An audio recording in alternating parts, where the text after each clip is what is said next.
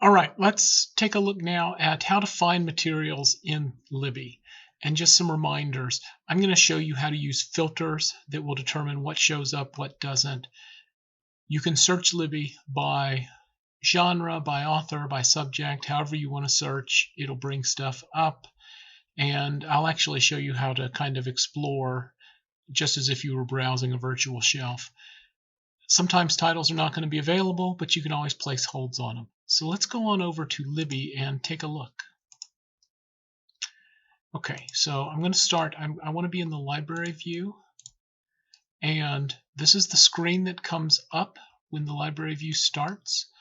I'm going to do just a quick search for, let's do Jane Austen. And I'll hit enter here. So this is an author search. But it also looks like a subject search because I've got a book here. There's Lady Susan Jane Austen, Jane Austen, Janet Mullany. So now I'm intrigued. It's 1810 and the damn. Okay, so this is another one of the Jane Austen zombie book kind of things. That was a big thing. There's the Jane Austen Project. There's a real big book by Karen Fowler. The Jane Austen Reading Club or something like that. So it'll find all kinds of things there. If I wanted to see just works by Jane Austen, something tells me I can probably click on her name and it's just going to be her stuff. Okay.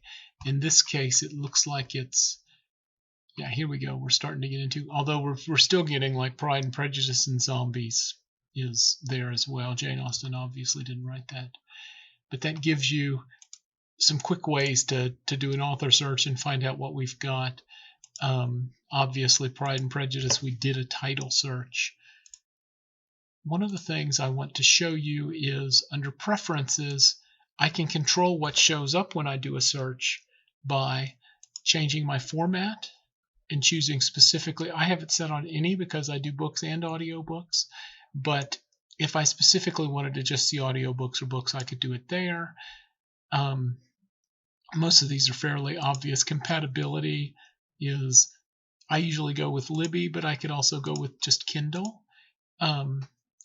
Availability, if I only wanted to see things that I could immediately check out, I would do it available now. I usually do everything because it's pretty easy to place a hold. I'm going to click Apply Preferences, and then let's just take a look.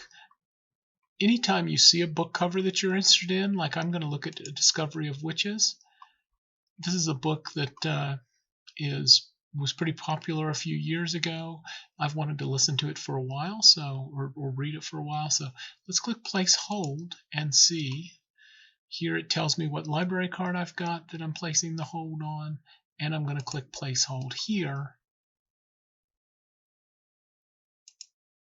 And then I can go to the shelf, and if I wanted to manage my hold, I could manage it here.